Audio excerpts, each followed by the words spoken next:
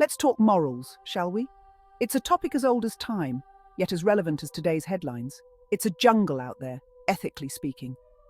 Navigating through the dense forest of moral questions can be as chaotic as a bustling city street.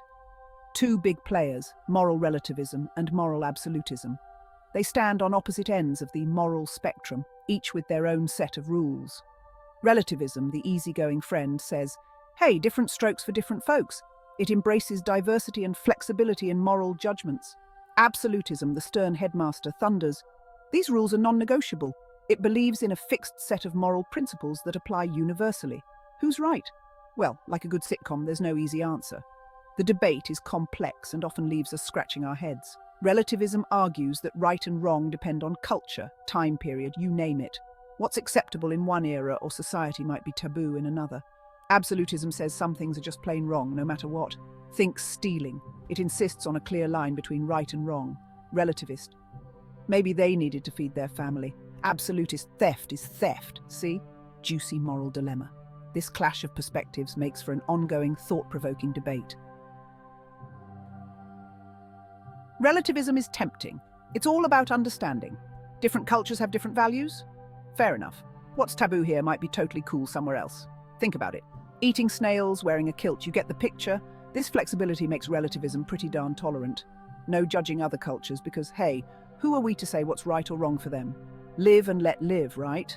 Sounds pretty good, doesn't it? But hold your horses. Relativism has a dark side too.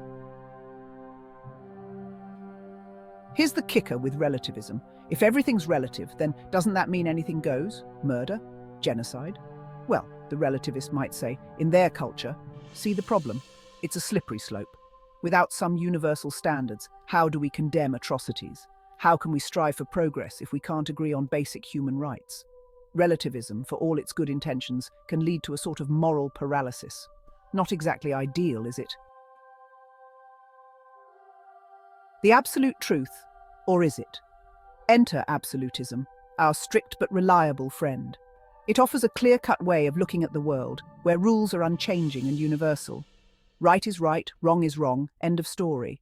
There's no room for ambiguity or personal interpretation. No need for lengthy debates or cultural analysis. Absolutism simplifies decision-making by providing definitive answers. Theft is wrong, no matter if you're stealing bread or a Picasso. Clear, concise and consistent.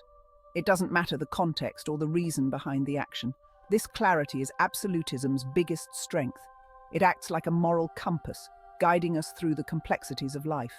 It provides a moral compass, a set of rules to live by.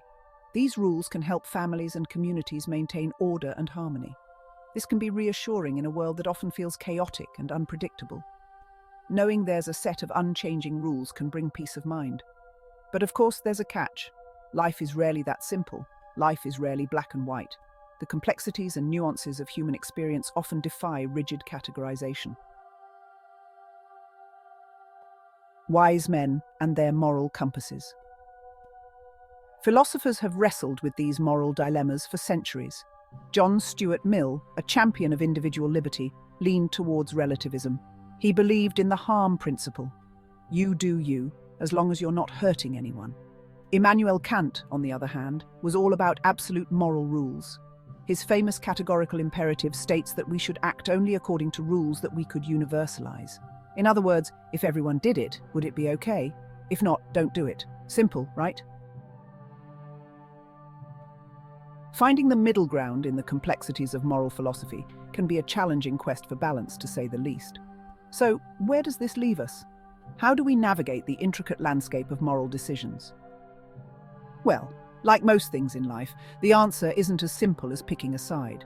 It's about understanding the nuances and finding a path that respects both perspectives. Extreme relativism can lead to moral chaos, where anything goes and nothing is certain. While rigid absolutism can feel suffocating and insensitive, leaving no room for individual circumstances or cultural differences. Perhaps the answer lies somewhere in the middle, a place where we can find common ground and mutual respect. We need a system that acknowledges cultural differences and promotes tolerance, fostering an environment where diverse perspectives can coexist, while also upholding certain universal values that protect the fundamental rights of all individuals. a system that allows for understanding and empathy but doesn't shy away from condemning injustice. It's about striking a balance between compassion and accountability. Finding that balance, my friends, is the real moral challenge. It requires continuous effort, dialogue, and a willingness to see beyond our own perspectives for an unbiased view others' perspectives respectfully. So, what will it be? What would be your cup of tea? Moral relativism or moral absolutism? Please do join in on the discussion, as I always look forward to the community wisdom that is shared here at Philosophical Flicks. Until next time, this is your host Sylvia signing off, and I do look forward to seeing you in the next debate. Until then, as always, you know it, take care of yourselves and each other.